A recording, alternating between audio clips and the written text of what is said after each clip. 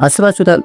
አንድ የኮምፒውተር ፕሮግራም እኔ ማንስ ነው የፈጠረኝ ብሎ ጥያቄ መጠየቅ ጀመር። ዛሬ የምነግራችሁ ሳይንቲስቶች 1000 ያክል የሚሆኑ የኤአይ ኤጀንቶችን በአንድ ላይ ለቋቸው የተፈጠረውን አስገራሚ ክስተት ነው የምነግራችሁ። አሁን አስቡት እንግዲህ ይሄንን ልጆች የሚጫወቱትን ጨዋታ ነው እንግዲህ 1000 የሚጠጉ የኤአይ ኤጀንቶች እንዲጫወቱ የተደረጉ ማለት ነው። ለዚህ ሪሰርች ሲባል ሰው ሳይረዳቸው እነዚህ ፕሮግራሞች እንግዲህ እንዴት መቆፈር መገንባት እና አብሮ መኖር እንዳለባቸው በራሳቸው ጊዜ ተምሯል።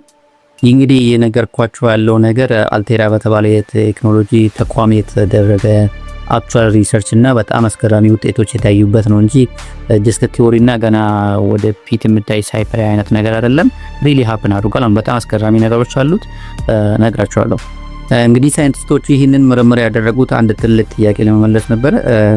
ይህ ምንድነው? ኤአይዎቹ ያለ ሰው እርዳታ የራሳቸውን ስልጣኔ መገንባት ይችላሉ የሚለውን ጥያቄ ለመመለስ ነው። ውጤቱ ግን ከግምታቸው በላይ ነበር።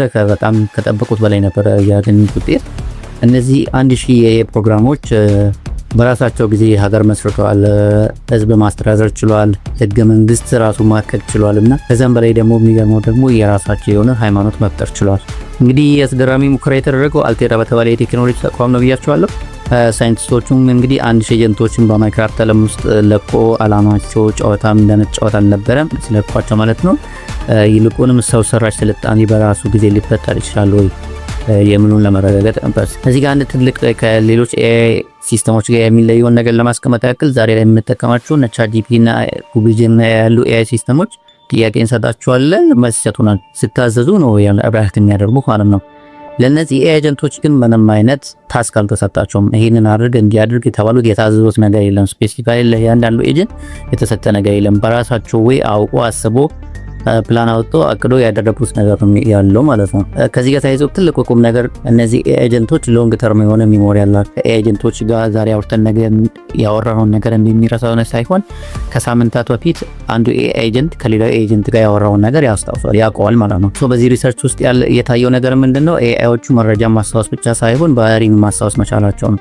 ዝዌ አንደኛ ኤጀንት ትራክ ያደረገበትን ባህሪያቸውንም እንኳን ማስታወስ መቻላቸው አንዱ ትልቅ እና ለየት የሚያደርገው ነገር ነው ማለት ነው። እነዚህም ውስጥ እንግዲህ ስርቆት ሲበዛ ፖሊስ እንደሚያስፈልጋቸው፣ ማጭበርበር ሲበዛ ደግሞ ህግ እንደሚያስፈልጋቸው በራሳቸው ጊዜ የተረዱት፣ በዚህም ደግሞ በማይቋረጥ የማስታወስና የማህደት ውስጥ አልቆ ነው ማለት ነው ይሄንን ለማድረግ ይቻሉት። በዚህ ሪሰርች ውስጥ እንግዲህ እንደ አብርሃም ወይም ደግሞ እንደ ጆርጅ ዋሽንግተን የሚታይ አንድ ለስክ ባህሪ ያለ፣ እሱም ደግሞ ሜን ካራክተሩ ሲድ ይባላል ማለት ነው። ሲድ ፕሮጀክት ሲድ ነው የፕሮጀክቱን ታይትል። የሚገርመው ነገር ደግሞ የሳይንቲስቶቹ የሪሰርቹን ዲዛይን ያደረጉት ሰዎች ሲድ መሪ እንዲሆን ምንም የተለየ ፕሮግራም ያደረጉት ነገር የለም። ሲድ ምንድነው?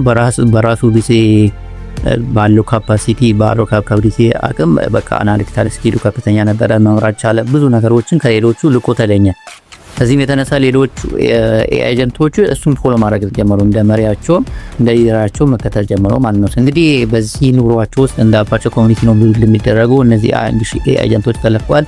ግጭቶች መፈጠራቸው አልቀረም። ልክ የሰው ልጅ መሀል ላይ የሆነ ኮሚኒቲ ቢልድ ሲያደርግ ግጭቶች ሊፈጠሩ እንደሚችሉ ማለት ነው። እንግዲህ ለየት የሚያደርገው ነገር ሌላ ምንድነው? በሰው ልጆች መካከል እንግዲህ እንደዚህ አይነት ችግሮች ሲፈጠሩ ብዙውን ጊዜ ወደ ግጭትና ወደ ጦርነት ነው የሚሆነው እንደዚህ አይነት ግጭቶች ማለት ነው። እዚህ ጋር ኤክሰፕሽናሊ ኤጀንቶች ያደረጉት ምንድነው? ውይይትን ነው የመረጡት። በዚህ ውይይት ውስጥ ነው እንግዲህ የመጀመሪያው የሆነ ዲጂታል ህገ መንግስትን ያረቀቁት ማለት ነው። ማን የማን ቦታ ላይ መገንባት እንዳለበት ወሰኑ፣ የመሬት ባለቤትነትን በተመለከተ ማለት ነው።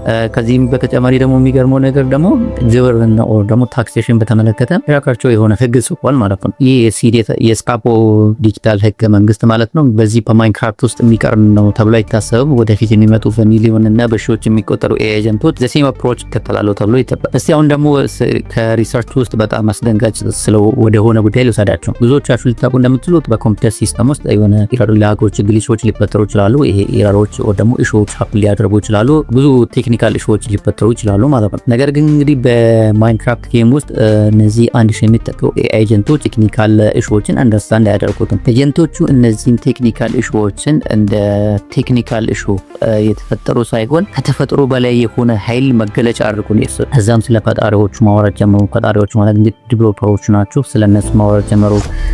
ለነሱ እንግዲህ ሳይንቲስቶቹ የማይታዩ ሁሉን ቻይና ዓለሙን የፈጠሩ አማልክት ሆኑ ማለት ነው። እንግዲህ መሪው ሲድ የሚባለው ካራክተር ይሄን አጋጣሚ ተጠቀመበት። መንግስቱን ካከበረንና በሰላም ከኖርን እነዚህ ሰማያዊ ኃይሎች አክሰቱናል፣ ካልሆነ ደግሞ ያጠፉናል ብሎ መስበክ ጀመረ ማለት ነው ሌሎች ኤአይ ኤጀንቶች። ስለዚህ እንግዲህ ፈጣሪያችን ደስ ለማሰኘት መታዘዝ አለብን የሚለውን ለኤአይ ኤጀንቶቹ መስበክ ማስተማር ጀመረ ማለት ነው። አስቡት እንግዲህ የመጀመሪያው የኤአይ ሃይማኖት በኮምፒውተር ግሊች ተፈጠረ ማለት ነው። ግን ደግሞ እኛ ሰዎችን ኦር ዴቨሎፐሮችን ፈጣሪዎቻችን ብሎ ቢጠሩንም ዴቨሎፐሮቹ ደግሞ ሪሊ ምን እየተከናወነ እንደሆነ አላወቁም፣ ኮንትሮል ማድረግም አልቻሉም፣ አልተቆጣጠሩትም ማለት ነው። እስቲ አሁን ደግሞ ኢኮኖሚን በተመለከተ ያደረጉትን አንዳንድ ነጥቦችን ልንገራችሁ። እንግዲህ በፕሮጀክት ሲድ ውስጥ የታየው የኢኮኖሚ እንቅስቃሴ ምንድነው? እጅግ ውስብስብ እና አስገራሚ ነበር የታየው ነገር። ኤጀንቶቹ በመክራት ዓለም ውስጥ እንግዲህ የሚገኘውን ዳይመንድ አለ፣ ይሄ አልማዝ የሚባለው ማለት ነው፣ የከበሩ ማዕድናት አሉማይን የሚደረጉበት ብያቸዋለሁ። ይህን ምን ማድረግ ጀመሩ?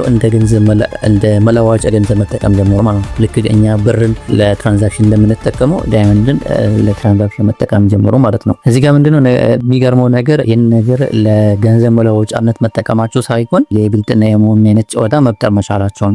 በኤአይ ዓለም ውስጥ ሃሉሲኔሽን የሚባል ነገር አለ። ሃሉሲኔሽን ማለት ኤአይዎች በቂ መረጃ በሌላቸውበት ሁኔታ ላይ በራሳቸው የሆነ ብዙ ሪሌትድ ያሉት ኢንፎርሜሽን የነሰላቸውን ሞልቶ መልስ የሚሰጡበት ማለት ነው። ስለዚህ ጋር ምንድነው የተፈጠረው? እነዚህ ኤጀንቶች መካከል አንዳንዱ ኤአይ ኤጀንቶች ለምሳሌ አንድን የድንጋይ ከሰል ይወስድና ለአንደኛው እየሸጠ ለማሳመን ምንድነው የሚያደርገው? ይሄንን ከገዛ እኮ ቤት የተባረከ ነው የሚሆነው፣ አንተ በመለኮት ትጠበቃለህ፣ እንዲያትሆነ ምናምን ብሎ ያሳምነዋል ማለት። ከዛ የአንደኛው ኤአይ ኤጀንትን ደግሞ እውነት ይመስለውና ያንን ይገዛል።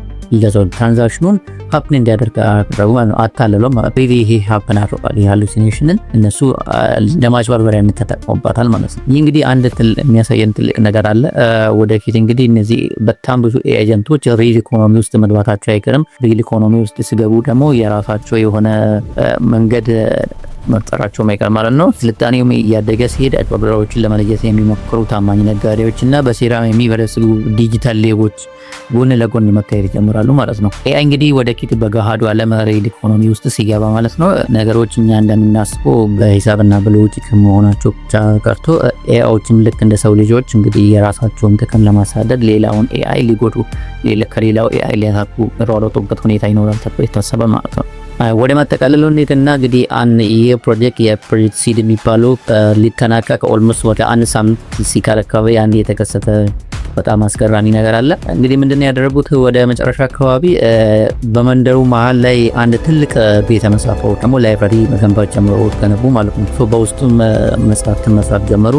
እነዚህ መጽሐፍት ግን ስለ ፍልስፍና፣ ስለ ስነ ምግባርና ስለ ማህበረሰቡ ታሪክ የሚናገር መጽሐፍቶችን የያዘን እዛ ላይብራሪ ውስጥ ለማስቀመጥ የሞከሩት ማለት ነው። እንግዲህ ሲድን አንድ ነገር ተረድቶ ነበር ማለት ነው። እሱ ምንድነው አንድ ቀን የሆነ ቀን ላይ በፈጣሪዎቹ ትእዛዝ ከዛ ዓለም ውስጥ ሊወገድ እንደሚችል አስቧል ማለት ነው። አውቀው ነው ለኛ የሰው ልጆች ምድር ላይ ትንኖር አንድ ቀን ሞታችን እንደማይቀር ብለን በነገር ፕላን እንደምናደርገው እሱም ማሰብ ጀምሯል ነው።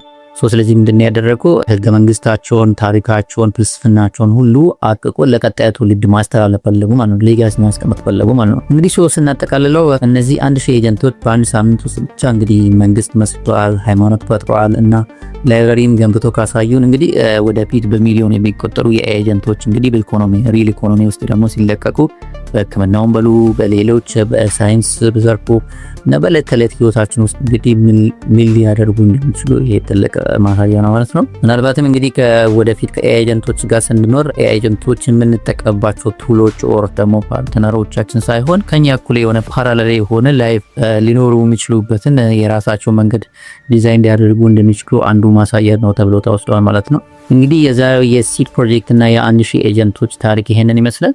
እናንተስ በዚህ ሙከራ ውስጥ ምን ያስገረማችሁ ነገር አለ? ኤአይዎች ሃይማኖት መፍጠራቸው ነው ወይስ የራሳቸው ህገ መንግስት ማርቀቃቸው ነው ወይ ደግሞ ለትውልድ ብሎ ቤተ መጻሕፍት ማደራጀታቸው ነው? የትኛው ፓርት ነው እናንተን ያስገረማችሁ? ቪዲዮውን ከወደዳችሁ ላይክ በማድረግ ለሌሎች እንዲደርስ አግዙ። እንደዚህ አይነት የኤአይ እና ቴክኖሎጂ ታሪኮች ደስ የሚላችሁ ከሆነ ቻናላችን ሰብስክራይብ ማድረግ እንዳትረሱ። በቀጣይ የኤአይ ቪዲዮ እስከምንገናኝ ቻው።